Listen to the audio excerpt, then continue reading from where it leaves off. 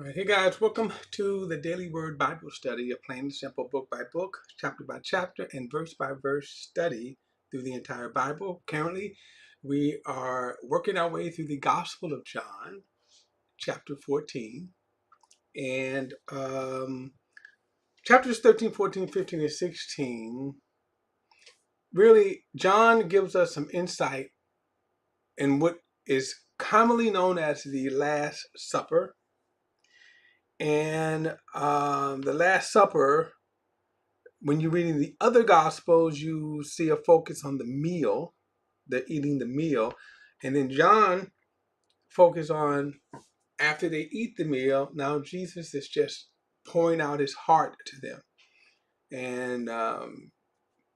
And really what he is saying, a lot of this it's like the foundation of what would later be expanded upon in the epistles. So when you look at the New Testament, the New Testament is broken down with the Gospels. You have the four Gospels, which is the life of Jesus, the ministry, primarily the public ministry of Jesus, the last 3.5 years of his life. Then you have the book of Acts, this is the beginning of the church. And then you have the epistles written by Paul, Peter, James, John, okay, concluding with the book of Revelation. Now, the epistles are instructive. They're teaching. The purpose is they are teaching. So, with that, let's jump into it.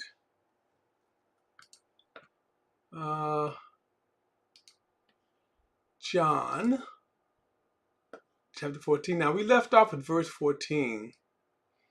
I'll start back at verse 12 just to bring us up to speed. Verse 12 says, I assure you, the one who believes in me will also do the works that I do, and he will do even greater works because I'm going to the Father.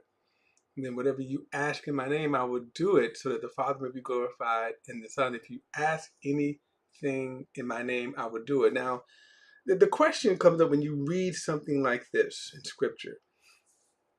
Does Jesus really, literally mean if you ask anything? Well, with that phrase, you could ask anything, but notice the next phrase. He says, if you ask anything in my name, I will do it. Now, what I said was that there's a context to this statement to be understood. Now, how do we know? Because sometimes what you have in Scripture is, I'm trying to think, what's the best way to phrase it, where, and there is, literary phrases for what I'm trying to say here. Figures of speech would be one. And then in general, how we talk. So, for example, has any of your parents ever you heard the phrase? Your parents said, "You better stop, or I'm going to knock you into tomorrow," right? Well, okay, so literally, your mother wasn't talking about knocking you, time traveling you to the next day, right? But you certainly understood what she meant. Stop, or I will stop you. Now, another way is that Jesus says that if your right eye offends you, pluck it out.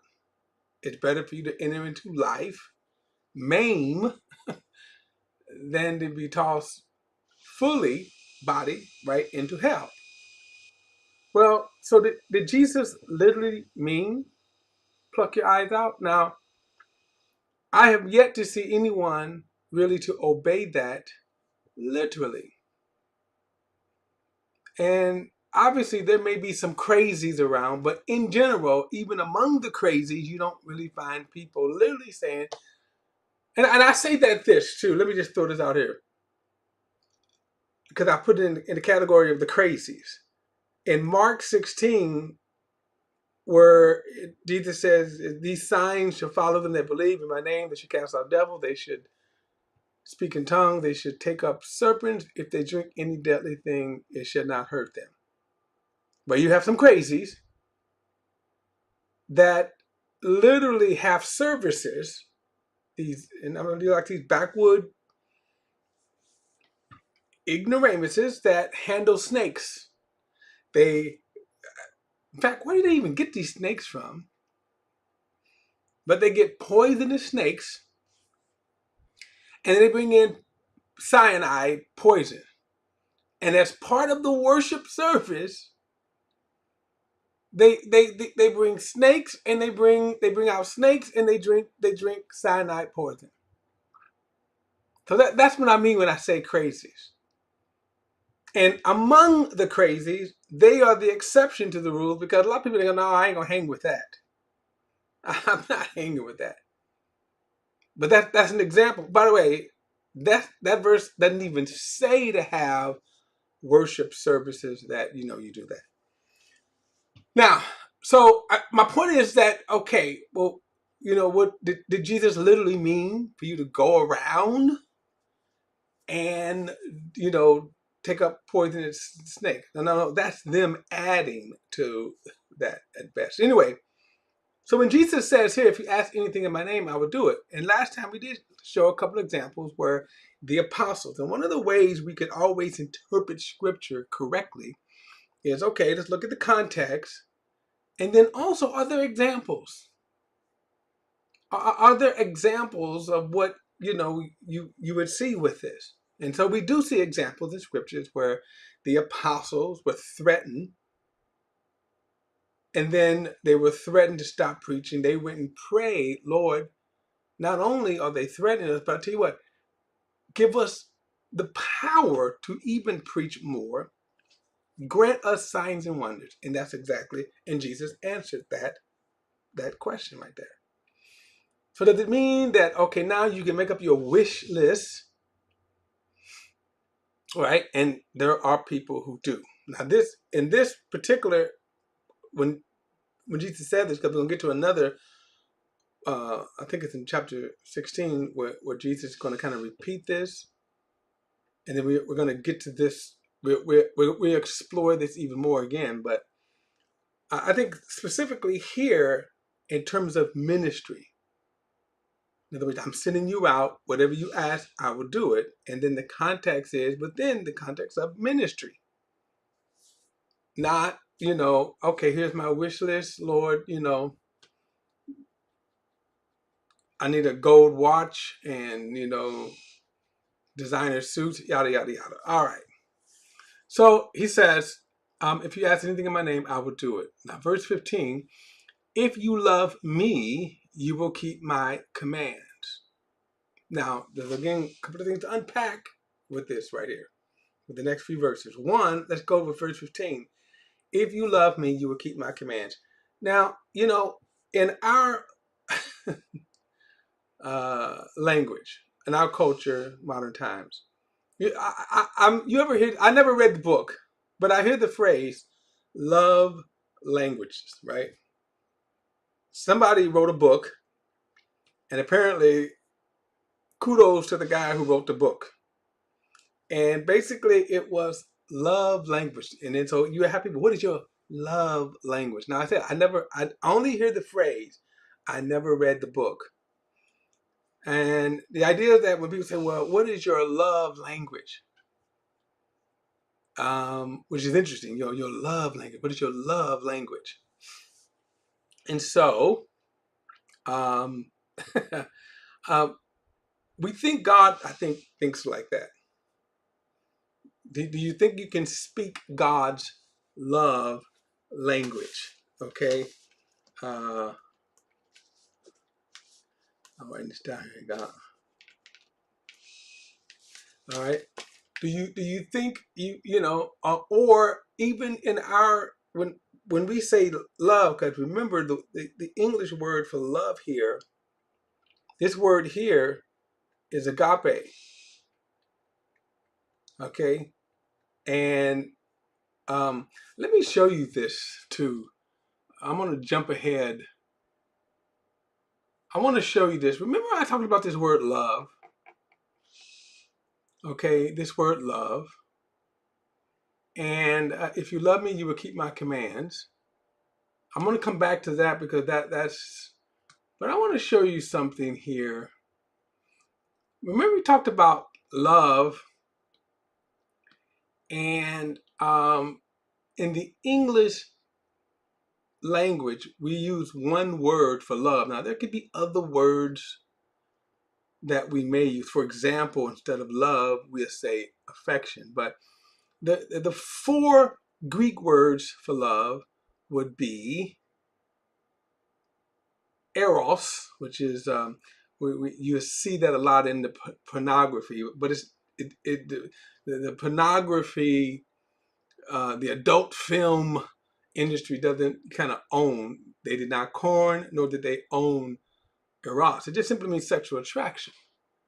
And then there is storge, which is affection, and so we would say affection, okay, but storge, but and then there is let me see. Okay, yeah, I'm going to show you this. And then there is phileo, which is friendship, relationships. Okay, now those are all human sides. They're based upon human motives. In other words, all three of those is based upon what I find attractive with you, what I'm aroused by, what I find attractive in you. So this is what I mean when we talk about, you know, love language, because I want to say this here because how now do I express my love to God? Now, in our worship services, by the way, they are full of quote unquote worship songs that express our love language with God. Full, right? I mean, we close our eyes and raise our hands, and we with the from the deepest of our souls, we sing songs to God. Okay, so here's the question of the day: does God accept your offering of love, your expression of love? Think about that. Now, I want to show you this. Obviously, we'll come back to this. This is after Jesus has risen from the dead. Now, remember, the Greek word for God's love is agape. So most of the time, whenever you see love in the New Testament, it's agape. So again, when Jesus said, if you love me, that's agape. For God so loved the world, that's agape, not phileo. But I'm going to watch something here that is kind of brought out, that's brought out in this passage here. Now look at verse 15. It says, and when they had eaten breakfast, Jesus asked Simon Peter.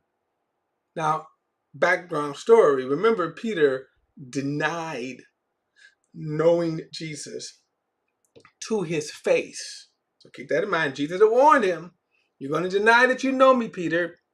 And Peter like, oh, no, not me. Those jokers over here might, but I wouldn't. And he denied to his face. Now, Jesus is risen from the dead. Oopsie. Okay. Verse 15, and when they had eaten breakfast, Jesus asked Simon Peter, Simon, son of Jonah, do you love me more than these? Assumption here that he's talking about the fish that they caught. Yes, Lord, he said to him, you know that I love you. Feed my lambs, he told them.